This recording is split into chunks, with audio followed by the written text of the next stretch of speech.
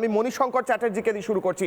Sir, তৃণমূলের প্রার্থী তালিকা এখনো ঘোষণা হলো না। বিজেপি 144টা সিটে প্রার্থী তালিকা ঘোষণা করে দিল, বামেরা সম্পূর্ণ লিস্টটাই ঘোষণা করে দিল, এসইউসিআইও করলো, তৃণমূল করতে পারলো না, একটা লিস্টের একটা অংশও ঘোষণা করতে পারলো না।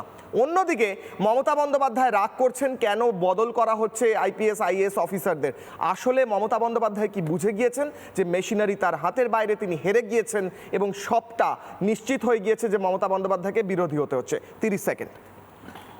তৃণমূল প্রার্থী তালিকা যদি যে কোনো দলই মানে প্রার্থী তালিকা যদি না দেয় সেটাও একটা ডিবেট হতে হয়, মানে এখনও সময় নেই প্রার্থী তালিকা দেওয়ার।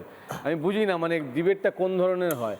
আচ্ছা, ডিবেট যদি প্রার্থী তালিকা নাই দিয়ে থাকে, যে মমতা ভার্সেস শুভেন্দু লড়াই, এটা কী করে আপনারা বলছেন? মমতা ব্যানার্জি তো নাও দাঁড়াতে পারে, প্রার্থী তালিকাটা যখন দেয়নি।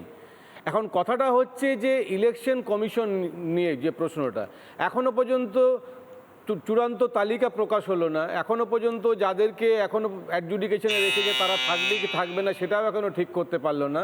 ফলে এখনো ভোটার লিস্ট তৈরি হলো না, কিন্তু ভোট কবে হবে সেটা মানে ডিক্লেয়ার হয়ে গেলে এটা আমার কাছে ব্যক্তিগতভাবে খুব একটা হাস্যকর বিষয়। কারণ কোন দিকে যাবে, ট্রাইব্যুনাল গঠন করা হয়েছে, জুডিশিয়াল ডিপার্টমেন্ট এখন সেগুলোকে অ্যাডজুডিকেশনগুলো স্ক্রুটিনাইজ করছে, সেটা ঠিক হবে কি হবে না, আইনটা কোন পথে যাবে সেটা আদৌ করতে পারবে কিনা সেগুলো নিয়ে কোনো আলোচনা হবে না।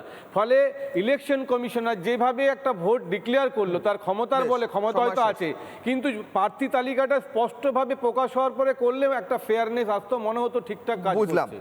আমি একটা কথা বলবো স্যার, যে তৃণমূলের প্রার্থী তালিকা কখন ঘোষণা করবে সেটা তৃণমূলের বিষয়, নির্বাচনের আগের দিনও করতে পারে, সেটা আপনাদের বিষয়। কিন্তু হিউম্যান পারসেপশন বলে একটা জিনিস থাকে তো, যে দলগুলো প্রার্থী তালিকা ঘোষণা করছে তারা নিশ্চয়ই নিজেদের প্রার্থী ঠিক করতে পেরেছে।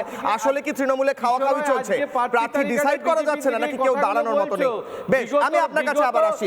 কেয়া ঘোষ কাউন্টার করবেন, মানে লাস্ট দিনে বিজেপি প্রার্থী তালিকা কেয়া ঘোষ কাউন্টার করবেন। 30 সেকেন্ড। মনের ফ্রাস্ট্রেশনটা উনি মেটাতে দাও। দেখো, সবার আগে বলি, আমাদের যে প্রার্থী তালিকা ঘোষণা হয়েছে সমস্ত প্রার্থীদের গৈরিক অভিনন্দন। এবং মমতা বন্দ্যোপাধ্যায়ের এই বক্তব্যটা শুনছিলাম কিশোর, আমার মনে হয় উনি ততক্ষণে জেনে গিয়েছেন যে শুভেন্দু অধিকারী ভবানীপুরে তাঁর বিরুদ্ধে প্রার্থী হতে চলেছেন, তাই ওনার এই ফ্রাস্ট্রেশন বলবো বা রাগের বহিঃপ্রকাশ বলবো কি বলবো আমি জানি না। আচ্ছা, উনি এবার লাস্ট অফ অল মহিলা কার্ড এবং বাঙালি কার্ড খেললেন। তাহলে বাঙালি কার্ড যখন খেলেন তার তিনটে, নন্দিনী চক্রবর্তীর আগে যে তিনজন ছিলেন তাদের নামগুলো পড়া যাক। প্রথম হচ্ছে মনোজ পন, বাঙালি নন। তার আগে ছিলেন বিপি গোপালিকা, বাঙালি নন। তার আগে ছিলেন হরেকৃষ্ণ দ্বিবেদী, ইনিও বাঙালি নন। হঠাৎ করে মমতা বন্দ্যোপাধ্যায়ের মনে হলো আর তো কোনো কার্ড নেই, হাতে কোনো অস্ত্র নেই, তাই এই বাঙালি কার্ড খেলে, মহিলা কার্ড খেলে যদি খানিকটাও সিম্পেতে আনা যায়, তো যদি এত বাঙালি কার্ড খেলতেন তাহলে উত্তরপ্রদেশের রাজীব কুমারকে বা তেলেঙ্গানার মেনকা গুরুস্বামীকে কেন রাজ্যসভা পাঠালেন, এটাও যদি মমতা বন্দ্যোপাধ্যায় বা যারা বাঙালি বাংলা অস্মিতা নিয়ে কথা বলে এটার উত্তর পেলে আমার অন্তত ভালো লাগছে। নানা ধরনের কন্টেন্ট দেখার জন্য লাইক করুন, শেয়ার করুন আমাদের ফেসবুক পেজ, সাবস্ক্রাইব করুন আমাদের ইউটিউব চ্যানেল।